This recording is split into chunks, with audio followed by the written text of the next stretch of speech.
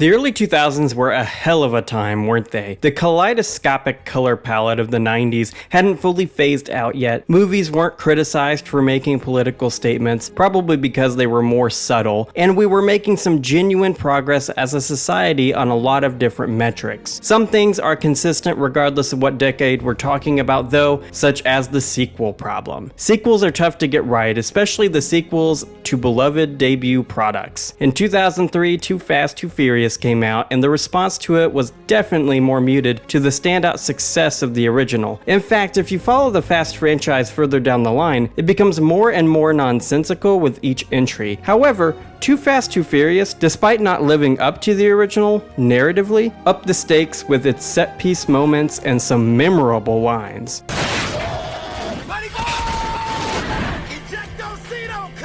Spider-Man 2 is kinda like Too Fast, Too Furious in this way.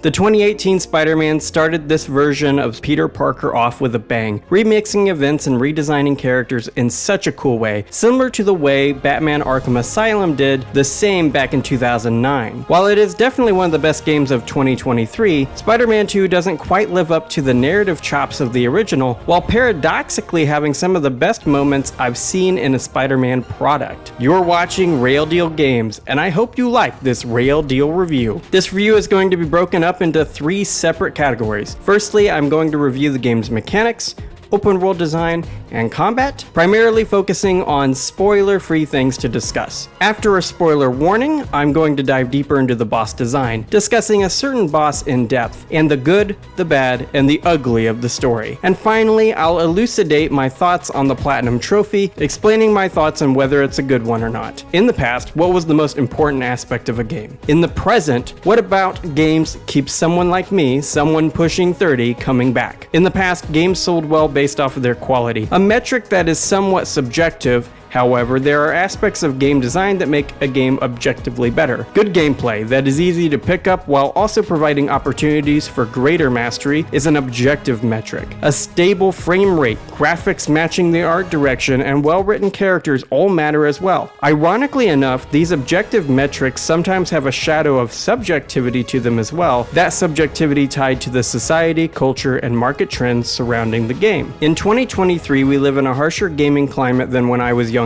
making it harder for a game to stand out in this day and age. For a time after the release of Batman Arkham Asylum, there were a lot of games that began to mimic its combat style, from 2015's Mad Max to Shadow of Mordor. Like any trend, doing something too much makes it stale, and when Spider-Man 2018 came out, it had to make modifications to the Arkham combat design to make it stand out. And it did so by focusing on aerial combat, something no other Arkham-style game had ever done. This made Spider-Man stand out in a sea of games with similar combat mechanics. That was 5 years ago, and in that time, Arkham-style combat has fallen out of favor, with less and less games with that gameplay style releasing each year. This is the gaming zeitgeist Spider-Man 2 has launched in, and because of its distance to games with similar combat styles, the Arkham-style combat stands out once again, and it feels good to play a game with Arkham combat one more time. The combat feels better than Spider-Man 2018 to me, though, because there's a nice combination of combo extenders, such as this ability the player can get early on to juggle their opponent higher into the air, spider abilities on a cooldown, and gadgets with a myriad of uses. It's been a while since I platinumed 2018 Spider-Man, and I did not play Miles Morales, something I'm fixing to change next year. As such, the spider abilities are new to me, although I'm guessing they were added in Miles Morales. What I like about this is how the Spider-Man series takes the sequel approach of traditionally good video game sequels. It adds mechanics to the previous iterations, making the combat more interesting and the combos more exciting to pull off. And all of these mechanics come together to make you really feel like Spider-Man. Look at that. It's Spider-Man. That's fucking me. That's my fucking picture. That's Peter Parker. That ain't Peter Parker. That is fucking me.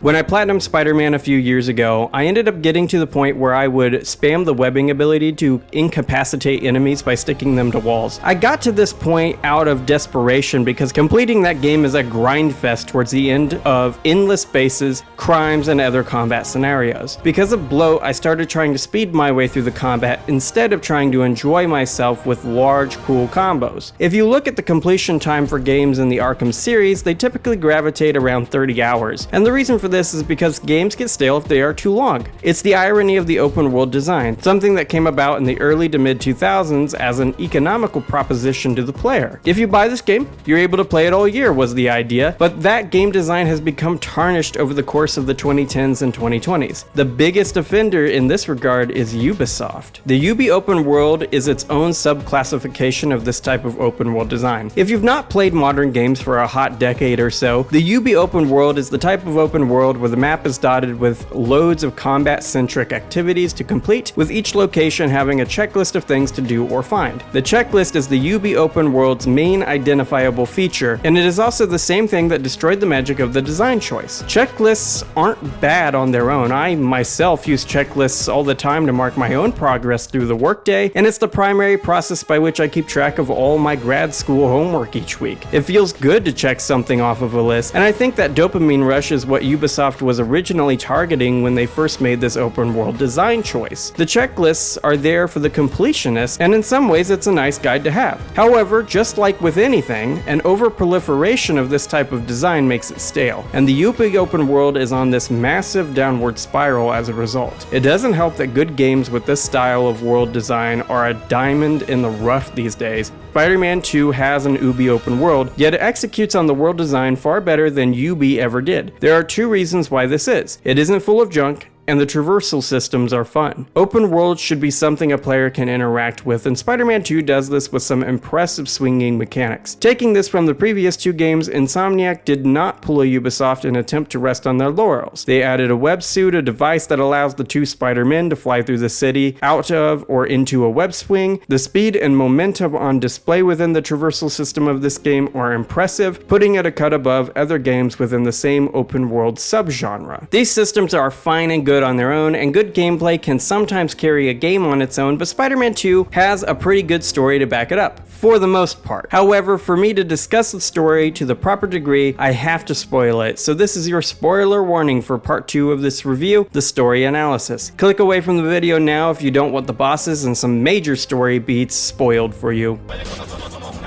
Holy shit!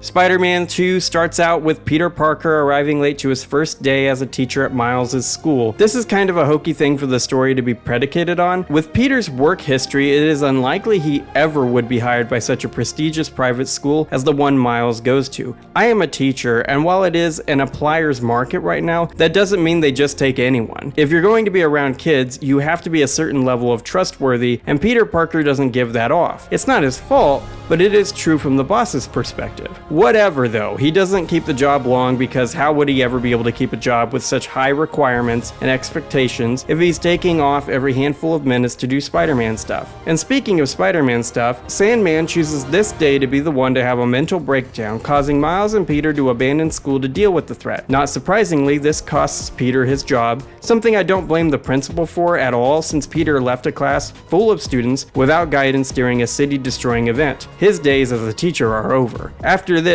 Kraven is introduced and we see him choose New York as his next hunting ground. Kraven is a villain in the sense the game is focused on him for the first half, but he doesn't do anything as a villain except set up a smorgasbord of villains and situations for the two Spider-Men to deal with, or at least that's the way he's initially presented. Instead of actively fighting a full list of Spider-Man's rogues gallery, we only fight Mr. Negative, the Lizard, Kraven, and symbiote stuff over the course of the game. Kraven himself is most of the boss fights in this game since we fight him as Miles, Symbiote Peter, and Venom, and I understand why the game is designed this way, but it would have been cool to see more villains than Kraven in 3 separate settings. The whole reason for this buildup of Kraven is to create a reason for the symbiote suit to exist. Peter only gets the black suit when he needs to defeat a major villain in most versions of the symbiote storyline, and that is true here, with the caveat being Harry starts out the symbiote suit first. One of the best things about Spider-Man 2's general story design is the way the symbiote grows as a threat in the player's mind, with both Spider-Men completely oblivious to the real threat. Every single time the symbiote begins to exert his influence over Peter, I would get shivers. I left the best parts of me here.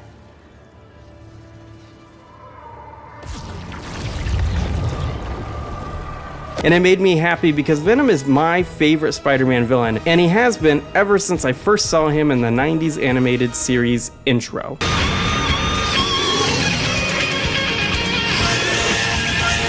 Spider-Man 2 does the symbiote justice for most of the runtime, revealing possibly the best looking Venom to ever exist outside of the comics. Venom is imposing in this game, towering over Peter, Miles, and Kraven, and by far my favorite scene in the game is when Venom first asserts himself, tearing through the Oscorp building and killing hundreds of guards. At the end, there's a climactic bout between Kraven and Venom, with Venom trouncing over Kraven effortlessly. Kraven's end comes at the behest of Venom's teeth, giving him everything he wanted from his final hunt. Hey man, you got something to eat up in there? We home. And there's a lot of good to be unpacked with these two characters. In Kraven's case, he's in New York because he is dying of cancer and he refuses to die in a bed, instead choosing to go on one final hunt, to find a prey worthy to take his final breath. Scorpion, Vulture, Shocker, and Electro all fail to impress, with Kraven killing them apparently with ease off screen. Only Scorpion is killed on screen, and it's a scene designed to show how much of a threat Kraven is. I like the way Kraven is built up this way, and his motivations make a lot of sense relative to the character. In fact, this is the best Kraven has ever been, meaning the first half of Spider-Man 2 is a proper superhero bash, with the looming tendrils of Venom encircling the characters and casting a shadow over everything they do. And this is where the plot thickens. Getting thick real quick. Peter himself goes through his typical symbiote arc, becoming more and more aggressive with each passing mission and nearly losing his mind by the time he gets the symbiote off of him at last. And it is here, with the removal of the symbiote scene, where the cracks in Spider 2's presentation, story, and characters begins to show. The removal of the symbiote is an iconic Spider-Man scene, with Spider-Man 3's portrayal being the best version I've ever seen. It's a game, so I can forgive the fact this scene is a bit of a wet noodle, especially since it only happens to jumpstart the Venom plotline, a plotline that has some insane highs and some questioning lows. To start off, how is Venom stronger on Harry than he was on Peter? He definitely takes characteristics from Peter, that's clear, but the symbiote always serves to increase the base power of the individual wearing them, and Harry is insanely weak by this point. It's a shame this happens because I was expecting Kraven to be Venom in this game, especially with the way his cancer is set up and revealed over the course of the first half of the game. Kraven also has the base mass to elicit Venom's raw size, and his strength doubled or tripled would have made it for a great reason for Peter, Miles, and others to come together in taking him down. Changing this detail would have removed the awesome Oscorp scene and Kraven death scene, but those sections would have been replaced by equally great set piece moments. As it stands, everything Venom does after the Oscorp section is kind of lame. He begins to enact a world-ending threat, where everyone will be made a part of the symbiote hive mind, something that is represented through the open world with the symbiote nests and the new symbiote enemy type, which is just stronger versions of all the other enemy types in this game. To achieve this goal, Venom makes MJ a symbiote named Scream. You always getting in trouble over female, Brian. For like 2 minutes before Peter fights her and convinces her to rip the symbiote off. I guess we're supposed to forget these symbiotes fuse with their host at a molecular level, right? Something I'm willing to forget when Peter's spider strength is taken into account, but... Drop it, I don't want to talk about it. Drop it, hell. I want to hear about this, homie. I said forget about it, cuz. I don't even hate MJ being Scream here, but I do hate how it's done so quickly. Scream doesn't get any development time, and I really thought they were going to set up a 2v2 fight between the Spider-Man and Venom plus Scream, maybe with Mr. Negative joining the fray in the final hour, like when Gandalf charged Helm's Deep.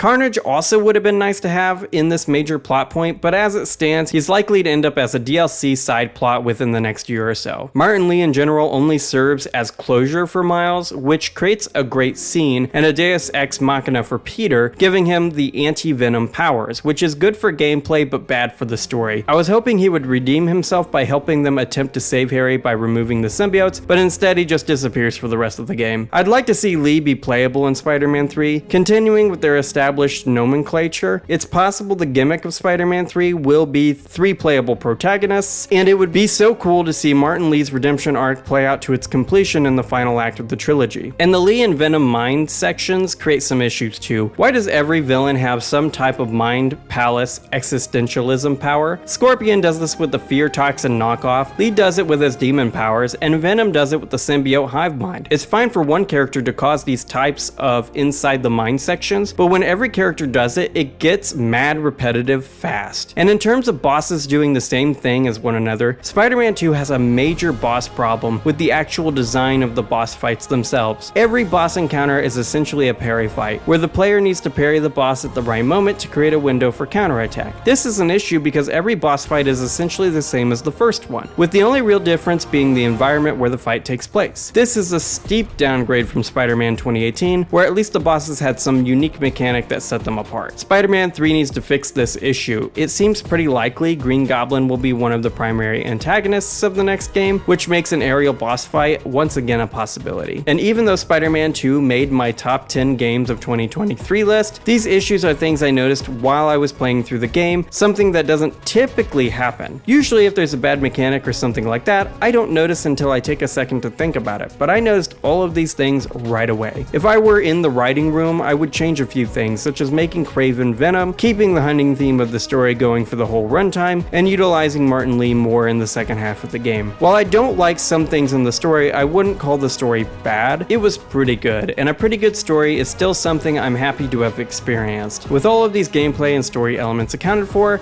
I have to recommend Spider-Man 2. It is an absolute must-play title of 2023. While the story elements are a letdown at times, the combat and traversal mechanics shore up those loose ends, making Spider-Man 2 a truly wonderful gaming experience. That's not it for this review though, because we've got a platinum to break down. Most of the platinum process is a typical Ubi open world stuff, like complete all the icons on the map, but the fact Spider-Man 2 has comparatively fewer fortresses, combat camps, and other side quests than the typical modern open world experience makes this completion process way better. There's never a point where I felt like the activities in the open world were getting monotonous, and that's really the key detail in separating Spider-Man 2 from the Assassin's Creed completion process, putting it more in line with something like Ghost of Tsushima. Like Ghost of Tsushima, Spider-Man 2 is the perfect example of how to make a good Ubi open world game. It's way better than completing the map in 2018's title because crimes are no longer tied to completion. A lot of the annoyance of finishing Spider-Man were these crimes, since they were semi-random and they didn't serve any point except to inflate the gaming experience. Getting rid of these streamlines the map completion trophies, making them far more fun to work through. There are also 4 separate combat trophies, and these are always a good touch since they make the player try out different moves and builds, something that improves any game. And the final standouts in the completion process are the filler trophies. These are pretty easy trophies, especially since the game hints on PS5 show you exactly what to do. Finding May's grave and Finn's trophy are both cool, little cathartic story moments for both Peter and Miles, so I'm happy they were on this list. Wingsuiting across the city is a wasteful trophy though, because I didn't think it added anything to my enjoyment of the game by the time I popped the plat. While I don't actually have much to say about the trophy list itself beyond this, that's not necessarily a bad thing. Simple and clean trophy lists can still be good, and that's what Spider-Man 2 is. I had a great time through the whole experience, and that's why I've got to say Spider-Man 2 is one of the best platinum trophies I've ever gotten. It is a must-have trophy for the completionist, so if you like these types of games, do yourself a favor and pop the plat on Spider-Man 2.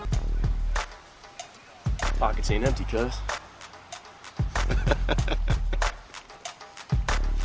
And we ain't hungry no more either, bruh. The early 2000s were a great time to grow up in. The 90s animated Spider-Man cartoons still played on Fox Kids, and the films coming out each year were iconic. My love for Peter Parker, Spider-Man, and Venom corresponds to the start of my love for the Fast franchise, with Too Fast, Too Furious and the Realm of Spider-Man video games starting around the same time when I was 8. All the while playing Spider-Man 2, I kept feeling the similarities to the first Fast sequel, in that both products have simply amazing set-piece moments, with a few story moments holding the ending back from being the best it could possibly be. An ending isn't the whole product, however, and the rest of its moments make it something I am going to remember fondly. And that's the review, guys. What did you think of Spider-Man 2? Did you like it? If you liked what you saw in this video, please like, share, subscribe, and ding that bell for more really fast gaming content. Maybe consider checking out a few of my other videos, such as my Sea of Stars review, my Mortal Kombat content, or my Baldur's Gate Let's Play. Regardless of what you choose to do, have an awesome day, gamers.